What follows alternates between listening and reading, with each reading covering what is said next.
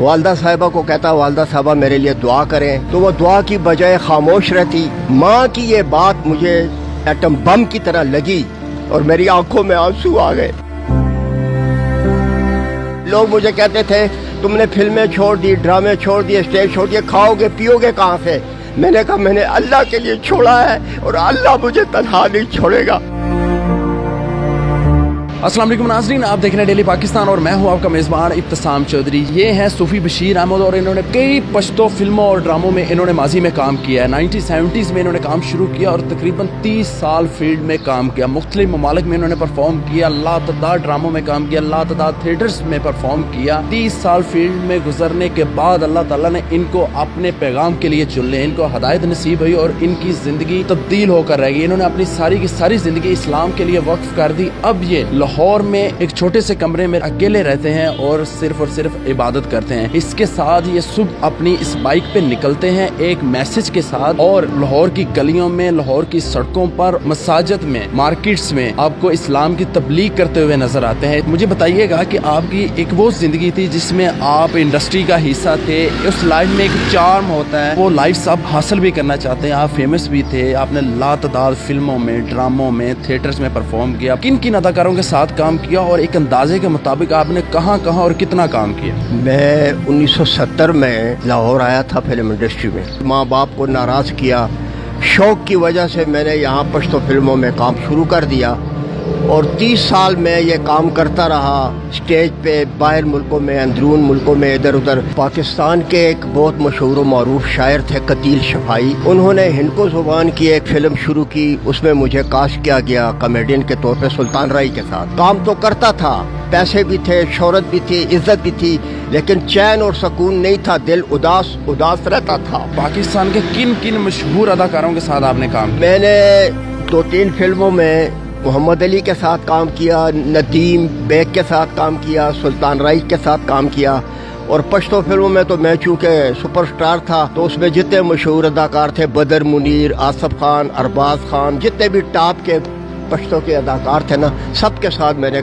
60-70 फिल्मों में काम किया पश्तो में। मुत्तहदा अरब अमारात, Abu Dhabi, Sharjah, Dubai, Al Ain, Kuwait, Qatar, Muscat, ये सारे, लंदन, बैरून मुल्क भी हमने बड़े स्टेज किए हैं और अंदरून मुल्क भी किए हैं। आपने 30 साल फील्ड में काम किया, उसके बाद वो कौन सा ऐसा लम्हा आया, वो कौन सा ऐसा वक्त था जब आपकी ज़िंदगी तब्दील होकर रहेगी, आपने सब कुछ छोड़ दिया? मेरी माँ नाराज थी इस काम से। मैं जब भी पेशावर जाता वालदा साहिबा को कहता वालदा साहिबा मेरे लिए दुआ करें, तो वो दुआ की बजाय खामोश रहती। काफ़ी दफ़ा ऐसा हुआ तो आखिर एक दिन कुछ हालात मेरे अच्छे नहीं थे तो मैंने माँ से कहा कि माँ मेरे लिए आप दुआ करें, तो उसने फिर भी दुआ नहीं की। तो मैंने माँ से कहा माँ जब भी मैं आपको दुआ के लिए कहता हूँ आप मेरे लिए दुआ नहीं करती, क्या वजह है, मुझसे नाराज़ हैं? कहते नहीं बेटा, ये जो तुम काम करते हो ना, ड्रामे और फिल्में और ये हमारे ख़ानदान में जायज़ नहीं है और ना इस्लाम में जायज़ है। माँ की ये बात मुझे एटम बम की तरह लगी और मेरी आंखों में आंसू आ गए।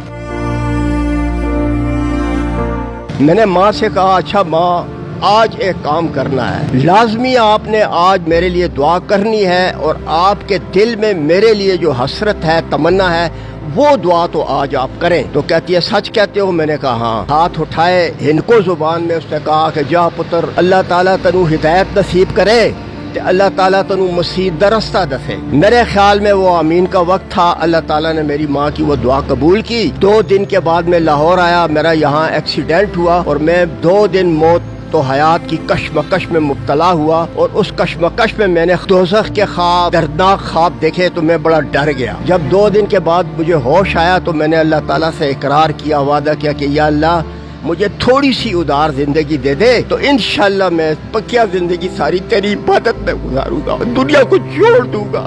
तो ये इस तरह मेरी काया पलटी है। बुजुर्गों बताइएगा कि आपकी फैमिली में कौन कौन था और आज इस दुनिया में आपका कौन है? इस दुनिया में बस सिर्फ मेरा एक अल्लाह है, बाकी माँ बाप, बहन भाई, रिश्तेदार वगैरह जितनी भी मेरे हम उम्र थे सारे इस दुनिया से जा चुके हैं। एक लम्हे, एक पल में सब कुछ छोड़कर आप इस्लाम की राह पर निकल पड़े। तो تو خوف نہیں آیا کہ کہاں سے کھاؤں گا, کہاں رہوں گا, کس طرح رہوں گا, اکیلے زندگی گزاروں گا, یہ سب کچھ اس کا خوف نہیں آیا, یہ کس طرح اس سے نکلے؟ جب میں فلمی دنیا سب کچھ چھوڑ کے پشاور چلا گیا تھا, میری والدہ بیمار تھی. عہد کیا اپنے آپ سے کہ تو نے ساری زندگی لاہور میں گزاری ہے, جب تک تیری ماں زندہ ہے تو نے ماں سے ایک پل کے لیے جدا نہیں ہونا, ماں کی خدمت کرنی ہے دن رات, اور جب تک تیری ماں زندہ ہے تو نے پشاور میں رہنا ہے, دل لگے نہ لگے ماں کے پاس رہنا ہے. 2 سال ماں کی بہت زیادہ خدمت کی, اس کے گندے کپڑے, پخانہ پیشاب گندے کپڑے میں خود دھوتا تھا, خود صاف کرتا تھا اور ماں کی خدمت کرتا تھا. ماں جب وفات پا گئی 2001 میں, تو میں جب دوبارہ لاہور آنے لگا, کوئی منزل نہیں تھی, کوئی راستہ نہیں تھا, کوئی سفر نہیں تھا, لیکن میں نے کہا کہ میں نے اللہ تعالیٰ کے لیے چھوڑا ہے تو اللہ تعالیٰ مجھے تنہا نہیں چھوڑے گا.